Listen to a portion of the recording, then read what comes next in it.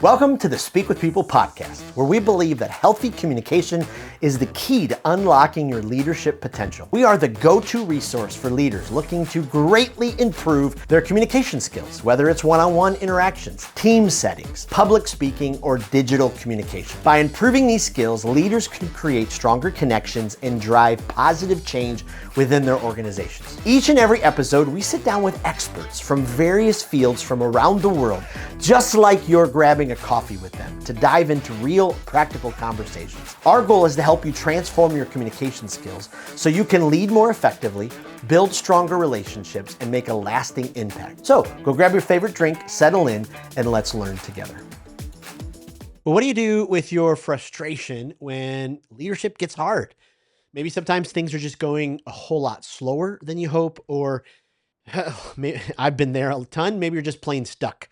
Every leader gets frustrated, but the difference, some leaders bury it, others use it. And today's guest is here to help us do the latter. Andrew Oxley is a seasoned leadership coach. He's worked with companies like Coca-Cola, CNN, Progressive. He's also the author of a transformative business fable about turning frustration into forward momentum. And I can't wait for this conversation. I've been following Andrew for a while now and just appreciate the leadership and the wisdom that he brings. And I'm so excited because I know that you will find a ton out of this. So if you've been feeling stuck, disconnected in your leadership, this episode is for you. Andrew, welcome to the Speak with People podcast. Thank you. Glad to be here. Glad to be part of your podcast. Well, I have to say, I want to get to Atlanta. We were just talking about it off camera because I have a few potential clients, but also I need to get to a Braves game because I've never been. So I need to do that at some point. Yeah, it's a great park. You know, they just moved it. Well, just moved it. It's been quite some time now, but boy, I'll tell you, it is a fabulous venue. Well, I'm excited. We live in Tampa, about an hour and a half south of us is the Braves spring training. So I have not made it down there yet. And so I'm hoping next year as well. So will be exciting. Well, hey, before we hop in this conversation, why don't you give us a little bit more of your story, who you are, what you do, what's got you to this place, how you help leaders? Yeah. So I always tell people I came to this occupation in a very roundabout way. I actually have a degree in engineering. Oh, wow. Which uniquely qualifies me for what I do today, which is a nice way of saying it's no qualification whatsoever. I actually, I was in my final year of engineering school, and I had a business professor who told me that I would make a better salesperson than an engineer, and he was right. I like to joke I was in the 25% of the class that made the top 75% possible. Supported them from underneath. But anyway, I did start my career in commercial sales, commercial air conditioning sales in Toronto, Canada. Did that for quite some time, and then sort of had a midlife crisis at one point. Woke up and I picked up the Globe and Mail in Toronto, which is sort of like the Wall Street Journal of Canada. And in the bottom right hand corner, there's this little saying. It's called Your Morning Smile. And this particular morning, the quip was, "The problem with the rat race is even if you win, you're still a rat." And I remember, shaving that morning, looking in the mirror, thinking, I'm just going to be a big fat rat. That's all I'm going to be. I'm going to be a big fat rat sitting up here in Toronto, and I don't want to be a big fat rat. And I was actually operating underneath the assumption that my problem was my job. Now, I'm glad that I'm glad I was mistaken because it got me to where I am today. But the problem was not my job. The problem was me. I was the problem. But I actually did something that was really, really critical. And this is the first thing I want to share with your audience is I actually took that saying and I cut it out of the paper. I still actually have it. And I sellotaped it on both sides because I didn't have a laminating machine. And I put it in my wallet. And every time I would take my wallet out, I'd see that and I'd think, how do I not be a rat? Wow. How do I change my life? How do I change my life?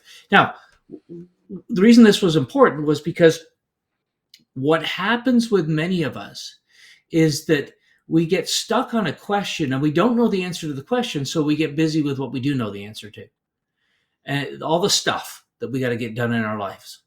And so I didn't know the answer and so I just kept asking myself the question over and over and over again, and finally ended up exiting that job because I thought the job was the problem. I found out later it was not the problem, and started searching for answers myself. I started my own company, a management consulting firm, training firm, and ended up really sort of morphing that into executive and leadership coaching, which is what we spend all our time doing today. And so it's been a long journey from there to here, but I like to say I've learned more over the last 30 years than I thought was possible in leadership. It's such a deep subject, and you Wow. just can keep learning and learning and learning. Absolutely. Wow. That's incredible.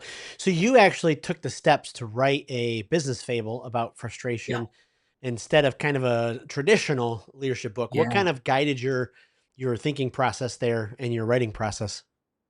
That I hate reading business books. Uh, Yes. I really do. I mean, and you can't see it. I've got a library to my right that has like probably 400 or 500 books in it, and people are like, "But you have all these books." And I'm, yeah, but that's my job. My job is to learn about leadership, so I read them. But what I find is that if you ask most people how far they get through most books, they get through about a third, maybe 25%, and they're like, "I think I got it," and they put the book down, right? And so I wanted to write a book that was easy enough to read, that was that was interesting to me. And I wrote a book. I read a book years ago called The Goal. And if you've never Mm. read that book, it's a great book. It's about a guy who's working in a factory, and it was the first business book I'd ever read. Sorry, that was a fable, and it just got my attention. It was just like, but the lessons were all embedded within the story. But it was a story rather Mm. than just like a chapter and then another chapter and another chapter. So I thought, well, if I ever write a book, I'm going to write it as a fable, and so that's what I did. You can read it in about 2 hours, which I also, one of my other things was I wanted people to be able to read it on one plane flight. Mm. So if you get on a plane, you can read the book from the time you take off to the time you land. Unless you fall asleep, of course, in which case you won't get through the whole thing. Which means the book wasn't very good if you fall asleep too. Um, but that was my goal. Wow. Incredible. So you've worked with companies large and small. Yeah. Uh, Mhm. Probably, I'm just guessing here. The larger companies you've worked with, there's probably no common frustrations at that level, right? Because they've got it all together. They're big for a reason. Of course, I'm dripping this in Yeah, yeah, cynicism. yeah. Yeah, it's so interesting because one of the things I find that leaders all have in common is their biggest challenge is people, Mm. and not that people are a problem, but the hard part about leading people is that they don't tend to react the way that you would. Um, in fact, one of my favorite questions to ask leaders is. I often say to them, "Do you know what your problem is?" And they look at me funny, and I'm like, "Well, it's that you think you're normal." And they're Wow. like, "What do you mean we're abnormal?" I'm like, "Well, you're not abnormal, but normal is a statistical probability, and the fact that you're in a leadership position means you are not normal. You were promoted to leadership because you are not normal." And so, when you look at your people and they don't respond as you would, and you think that's abnormal, uh, well, it's actually probably is normal. It may not be desirable. It may not be what we want. It may not be the goal, but to make them the problem because they're not responding as you would is probably missing the point. They're always going to respond differently. Sometimes it's just different. Sometimes it's undesirable. Mm. Uh, so there's two levels of frustrations that are happening there just in the employee boss level. There's the frustration that the employee is experiencing, and we've all been frustrated by bosses from time to time. Of course, I've never done that. Perhaps I have frustrated people. And then there's the frustration that the boss feels, that Yep. the leader feels with people. And by the way, when I use the term leader, that could be leader in terms of your family, it could be leader in terms of your colleagues, it could be leader in terms of a group you're part of. Uh, you know, even as an individual contributor, you need to be able to influence other people to be able to get your job done. So leadership is, it is necessary in today's world, and much more difficult in this sort of virtual disconnected world we live in, where a lot of times we just talk like this Yep. over over a video call or just the phone. Absolutely. And a lot of times the video calls, they turn off the video, and everyone's doing their own thing in their offices wherever Yeah. they're at, and they just you miss all of the body language and what's happening. I find myself in a lot of rooms with financial advisors, so do Hmm. trainings helping them with their client communication skills. Sometimes I'm in rooms with licensed bankers, tellers from Hmm. banks, and I hear a common thread from them that when I refer to them as leaders, and actually had somebody raise their hand not too long ago and say, "I don't think this applies to us because we're not leaders." Yeah. And I was genuinely taken aback because I thought, wow, they legitimately believe that because of their level on the org chart. What could you speak into that? I mean, because I know a lot of our leaders our listeners listening have at times felt like, well, I'm not a leader because I'm not here or I haven't accomplished this. And so speak into, yes, you are. And, this is how you know. Yeah, and I think this goes to this old adage we have that what they're really saying is I'm not a manager, right? I don't Yeah. manage people, right? Um, so we define leadership is when you're going on a journey from somewhere to somewhere. Yep. Um, if in fact we one of the things we tell our clients is if a journey is not involved, a leader is not required. Wow. So no, who? So what's the journey? Well, it could be a journey I'm going on from somewhere to somewhere I've never gone before. I could be taking a client on a journey somewhere they've never gone before. I could be in an interaction where I'm trying to get the client from one place to another. It could be a peer that I'm trying to take them. It could be an employee, but all of those are leadership interactions. And the difference between, of course, a leader and a manager, one of the very well, there's lots of differences, but one of them is the leader quite often has no authority to get anybody to do anything. Mm. And conversely, if a leader has the authority and they use it, they diminish their authority. So, the challenge a lot of times for leaders is that when they first become leaders or managers, they believe that now people are going to do what I want because I'm the boss. And of course, uh, that is not true. They could just decide not to, which is one of the frustrating things about being a leader. It's like, I would never not do something that my boss asked me to do. And Right. I'm like, well, that's great. But once again, you're not normal. Right? So, so that I think that's a big distinction. I think when people say, so if you're talking to a bank teller, what's the interaction what's the journey they're trying to take that person on? Maybe the person came in with a sort of they're having a bad day and they're trying to shift them Yep. to having that interaction be a positive experience so that they leave feeling better than when they came in. So Wow. that's a journey right there. Wow. Boy, I love that. A journey from somewhere. I mean, yeah, leadership. How do we help people get from here to there You're here. Yeah. and, convince them? I mean, it is so difficult. I think, especially today, I was just thinking about this the other day. Wouldn't it be great if, social media had some type of emotional intelligence AI?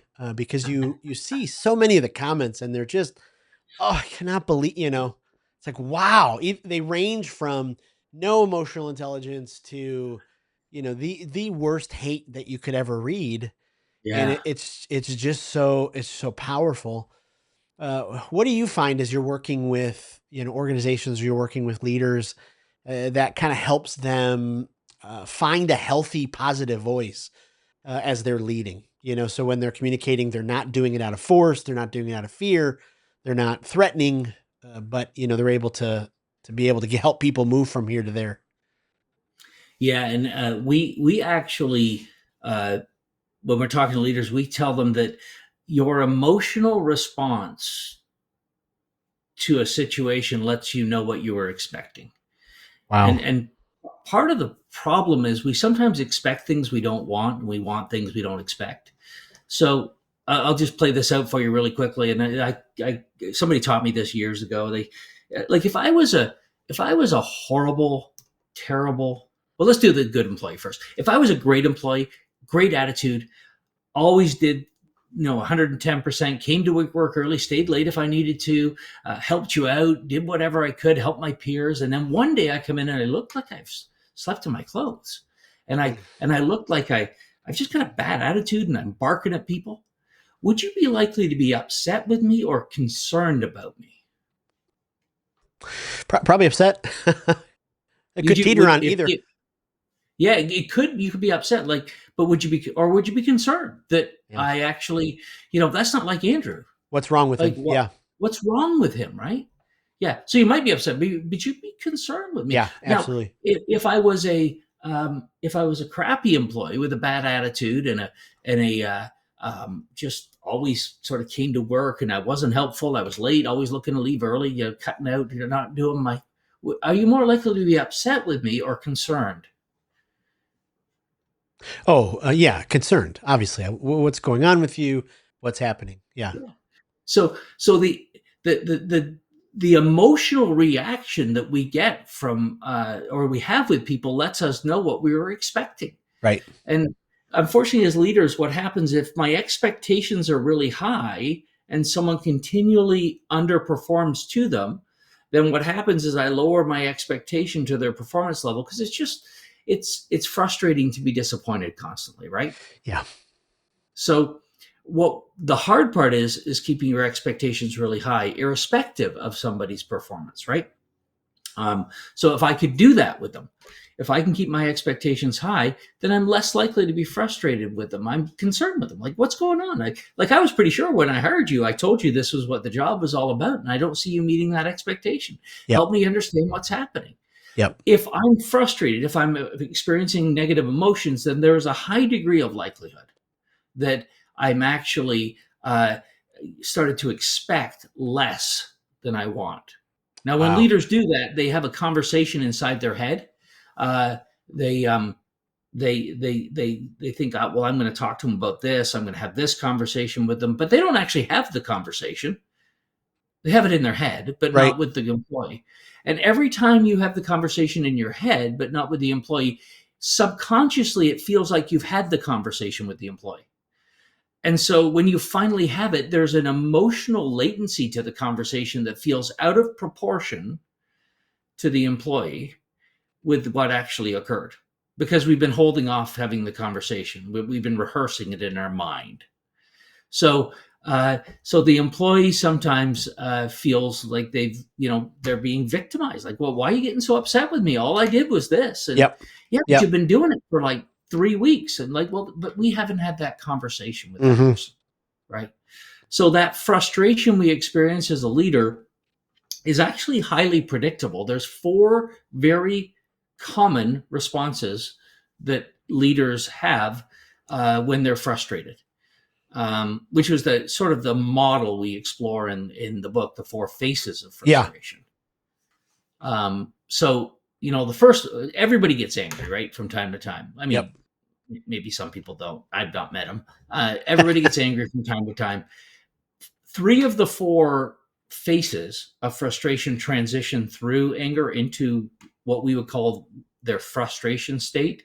One of them just stays looking angry. It's about 20% of the population. They look angry all the time. If you know someone like this, it's never happening fast enough. If you ask them when they need it, they say yesterday. Yep. It's just like boom, boom, boom, boom. Let's make it happen. These are very successful people, but they're hard drivers, and you never feel like you're really meeting their expectations, right? Yep. Now, this individual is extremely comfortable with conflict. They're just crappy at it quite often.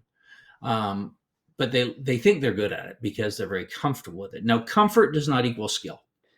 And in this particular case, they're very comfortable. Now, they can be skilled. That's a different issue. Skill is not the same as what you're comfortable at. So that's the first phase. We call them the Reds of the world. I don't know if you know anyone like that, but yeah. but they can be hard to work for, Oh yeah, the names are popping.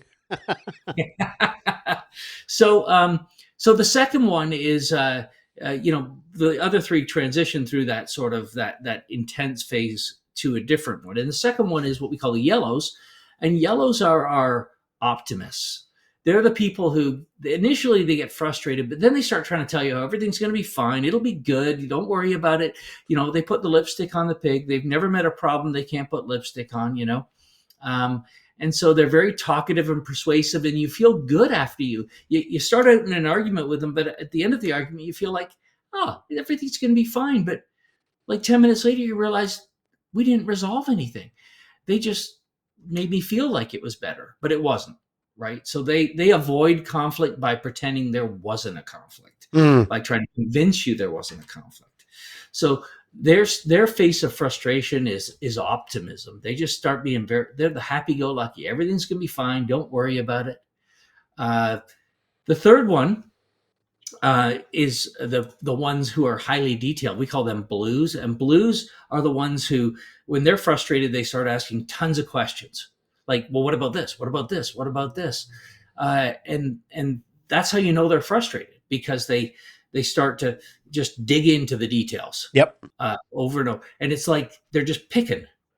They get a bad reputation actually for being pessimists. They're actually not pessimists, but they come across that way to other people. Yeah. They could be pessimists, but not always. And the fourth face is the hardest to identify, but it's the biggest one in society. And so for those of you who interact with people who get quiet when things get tense, we call these people greens, because they avoid conflict. They avoid it by just doing whatever they have to do to not be in conflict with people. And they just stop talking, get quiet. Yep. Which gives the impression to the other behavioral styles, the other communication styles, that they're okay with what's happening, and they're not. They're absolutely not okay with it. But they're not gonna fight, because they're like, what's the point? It's not gonna make a difference anyway. I'll just go along to get along. And then when it doesn't work out, they say this is how you know you're talking to a green. They'll go, well, I knew that wasn't gonna work. And you're like, well, why didn't you say something nice? Well, I tried, but you didn't listen. So as a leader, when I say leader in the context we've been talking about, right? Recognizing who you're dealing with, it's easiest to understand their communication style when they're frustrated. Some people get amped up and really aggressive when they're frustrated. That's the red. The people who start trying to calm things down and verbally persuade you that everything's fine, that's the yellow. The green is the one who just gets quiet and they just stop talking. And the blue is the one who starts asking lots of questions. Now, once you know what your face of frustration is, and you know who you're dealing with, then you can start to implement some strategies of how to bridge the gap between you and them. Because if I'm a red and I get frustrated, I get more aggressive. Right. Which it just drives everybody away from me. And you could go through all the communication styles. The problem is when we become frustrated, we don't become the kinder, gentler version of ourselves. We don't, we say, I'm at my best when things that are at their worst. Well, that's actually not true. We're actually quite often at our worst when things are at their worst. So I like to say we become the ugly gremlin version of ourselves when we're really frustrated. Wow. That framework alone, I'm just thinking through of, so many different scenarios over 30 years of, being in organizations where just even knowing that framework would have been so incredibly helpful, because then people could recognize it. They could, be able to go, oh, okay, wait a minute. I see what's happening.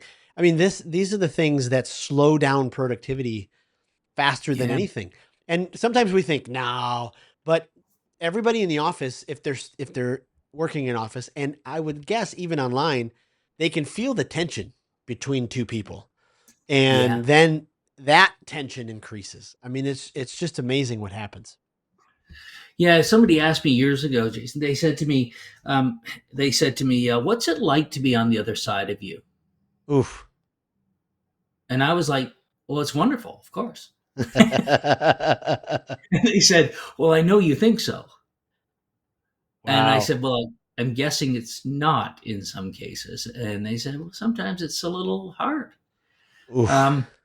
We need people who will speak the truth to us with love. And one of the ways to know if you have people who will speak to you, speak the truth to you, is go and find 3 people and go and ask them, say, what's a couple of things I could do to improve the quality of my relationships? Yep. Now, there's going to be one of 2 responses to that. Either they're going to say, oh, I don't know. I think you're doing really well, which means they do not trust you enough to tell you. Or you asked the wrong person, by the way, because you asked someone who's just like you, Right. Or that maybe they'll tell you. But a lot of times, you can probably think of people right now that if they asked you that, you'd be like, I don't know if I really want to tell them. Yeah. I don't know that they're going to be receptive to what I have to say. So I think I'll just tell them, I think you're doing great. Yeah. Because it's easier, right? Right. We call that the cold comfort of validation. I was validated, and it was comfortable, but it wasn't helpful, right? I think, people are placed in our lives sometimes to help us. And if you don't have people in your life who can help you get better, then you need to go find them. Go find people who will challenge you and tell you, where you can get better. Wow, that's incredible. So you talk about a shift, organizations have to make to be effective. Yeah. We've already covered so much great stuff. What is a shift? What are some of the shifts that we can continue to make, to keep striving towards this effectiveness? Yeah. So I guess, the fundamental thing that I think organizations need to do a better job of is, I think we've got to a place where we recognize that soft skills, those things we have called soft skills for years, are really important. They actually are the differentiator for top-notch performance. Now, should you be smart? Yes. Should you be good at what you do? Yes. But people don't usually get into trouble because they don't know how to do the hard skills of the job. They get into trouble because they can't get along well with others, right? Right. So I think most leaders have come to a recognition, even if it's grudging, that it's important. Interpersonal skills are important. The ability to hire top performers, it's important. Okay, so if we've recognized that that's important, then we could go figure out some training that could help people with that. The problem quite often is that if you've sent someone to training for a particular skill already, why do we think sending them to another training class is going to make any difference whatsoever, right? The training's usually pretty good that we send people to. It covers the skills. So sometimes it's that we think we're going to send them to a training and that's going to magically change what they do back on the job. Like when you do workshops for people, I'm sure they're excellent workshops, but if there's no support after the fact that and follow up for the things that you said should be done, probably not going to change much, right? Right. And so the culture of the organization is important to change. Now, one of the things that we do to help organizations with this, and we challenge clients to do this, is when they say we want to work on customer service, we want to know, how do you measure that? How do you measure customer service? How do you measure? We had a bank we worked at one time. You'll love this. They said, well, we don't know how to measure, whether people are experiencing great customer service in our bank. And I said, well, they're like, it's not like we can measure it like this, that, and the other. I said, well, how about mean time between smiles? And they're like, what? Mean time between smiles? I'm like, what if you measured that? And I'm like, how? So they said, we can't measure that. I said, well, what I want you to do is I want you to get buttons for all your tellers that say MTBS, and with a like a little like Amazon thing underneath it, the little So when people came up to the teller, the very first thing they would do is they'd say, what's your button? And they said, well, we're measuring mean time between smiles. What do you think the client did as soon as they told them that? They smiled. They laughed and they smiled. They're like, oh, that is funny. That was a smile, right? So sometimes we think, because we're in the age of computers and all this stuff, that everything has to be so complicated. Right. I guarantee you there were more smiles in that bank when they started wearing those buttons than there ever had been beforehand. It shifted the fundamental experience of people interacting with that bank teller. Um, and the ones that didn't want to wear the button, well, they were usually the ones that were having the most difficulty with customers too. Yeah. So anyway, what I would say is figure out the business metric that's connected to the change you want. Oh, wow. Don't overcomplicate it, but then measure the metric. Don't just measure whether people like the training or whether they, yeah, we want them to do things differently, but if they were doing things differently, how would we measure that impact within the business? Wow. Wow, that's incredible. It's really fascinating, especially now with so many different generations in the workforce. Boomers, Gen X, millennials, Gen Z, all communicating differently, all coming from different Mhm. backgrounds. It's just fascinating. And so, I wonder, from your perspective, as you work with companies, do you see the younger generation maybe having more of some of these EQ skills, maybe less? Do you see frustration in the older generations because they're trying to figure out how to connect with the younger generations? Would love for you to speak into that. Yeah. I don't know statistically that young people have more EQ. I think they have a higher expectation of it from the people they work for. Interesting. Mm, Um, they just won't put up with the crap that probably you and I put up with when we started our career. And I had some great bosses, by the way. So yeah. but you know, we were expected to work hard, put in your time. If you do, you'll eventually be rewarded. And I think young people have watched the social sort of contract just be ripped apart over the last 20 years, and they're like, I don't really know that always is true. Yep. So they have much shorter time frames, and we talk about young people. I've seen this cascade up through generations since COVID, where all generations are now asking, I think, much healthier questions Mm, about you know what I'm doing and why I'm doing it. Uh, the statistics all show that young people today will work harder for a cause than a paycheck. Now they want the paycheck, but they want to know why they're doing what they're doing and why is it important. And um, a lot of times we're working with mid-level leaders, and they're like, "Well, I can't set the vision of the organization. I can't set the purpose." And I think that's a misnomer. Like, you don't have to be running a company to figure out how to make work meaningful for the people that you manage. In fact, you have much more impact on whether it's meaningful work and whether you can instill meaning into it than the CEO does anyway. yep. So just really thinking about how what's the wrong in my industry or the place I work, that if it was fixed, it would make a difference for people. You know, what kind of manager do I want to be for the people that I work for? What does that look like? So I think young people have an expectation of higher level EQ from their leaders. Um, I don't know that they have it themselves. They're actually one of the biggest challenges we see with young people is they think that texting is talking, and it's not. Right. Uh, texting and email is a great way to share information. It's a horrible way to resolve conflict. You will create conflict with it, but you will not resolve it ever. Um, so coaching them how to have conversations with people when there's difficulty is truly important. Wow. Wow. That's absolutely incredible. So, you think of all the different tools that we leaders have. Talk to us about how important storytelling is and how it can help our leaders to kind of connect. I mean, your fable, kind of uses super incredible power of story. How do we use Right. it? How do we use that tool in our everyday leadership? Yeah, I think we as leaders sometimes we get so tasked. I want the employee to do this, and I want them to do this, and they're not doing this correctly.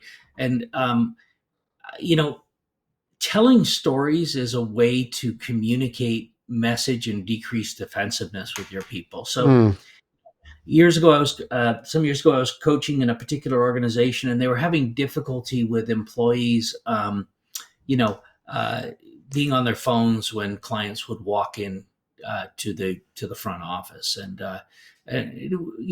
they wanted to put in their employee manual that you shouldn't be on your phone in front of customers. mm. I was like, well, okay, we could do that. I'm not sure we can write a, employee handbook that covers everything though. So what are your values of your organization? And one of them was treating customers like family. And I'm like, okay, family you like or family you don't like? Because there's a difference, right? And so they said family you like. I'm like, okay, so if you hadn't seen one of your family members in a really long time, and they walked in the room, and you loved this person, would you ignore them and be on your phone? Well, no, I would never do that. I said, tell that story to your employees. That's the picture that's the story you want them telling to themselves when that customer walks in the room, that one of our core values in this organization is treating customers like family. Mm. And so, the story doesn't have to be complex and it doesn't have to be long, but that's much more memorable than don't be on your phone. Right. Don't be on your phone sounds punitive, right? Oh, I was just on my phone for a second. But what if that had been somebody that had been, a family member that had been deployed overseas, and all of a sudden they're walking in the room? You would be, I don't expect you to jump up and hug them, but you would be wanting to talk to that person. Yep. That's the experience you want to give to that particular customer. Wow. Wow. That's so good. Is there, as we kind of wrap up the conversation, is there a moment in your leadership for you that was just one of those pivotal, Yeah. moments where it just kind of changed everything? Yeah, one of my early mentors, I was mentored by a gentleman by the name of Bob Proctor, and Bob was a giant in the personal growth and development industry. And he had this great saying. He said to me one time, he said, the amount of progress you make in your life will be directly proportional to the amount of honesty you can accept about yourself. Phew. He went on to say, I don't think you're into honesty, Oxley. I was like, Wow. but I really am. He's like, okay, so right now I'm being honest with you, and you're not being receptive to the fact I'm being honest with you. So if you're not making enough progress, if you look at the progress you're making over time, you're like, I don't like the progress I'm making. There's only one person you have to talk to, and they're always available. Like when you go look in the mirror, they're there, right? It's you. It's not the industry. It's not the job. It's not the company. It's not the boss. It's you. Now, I'm not saying that some of those things might not need to change, but I got to start with me. I can't start with someone else. I have to start with me.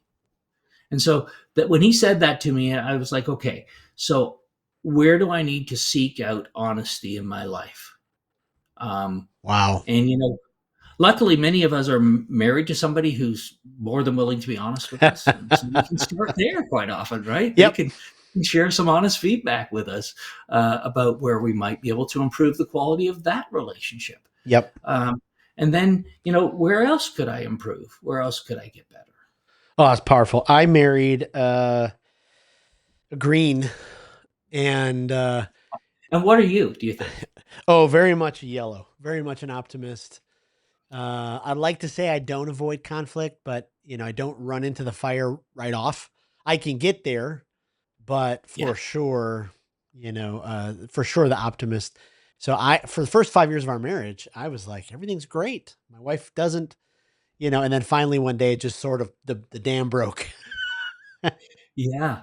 Yeah. Yep. Yeah. It's so interesting that we so often marry or have significant relationships with people who are very different than us. Because it's really exciting at first. Yeah. That difference, and it can continue to be as long as you continue to value the difference. But sometimes we start to get bothered by the difference, right? I'll leave you this thought. Friction is necessary for progress in anything, right? If you've ever stood on an ice rink but it's been recently resurfaced, there's no friction.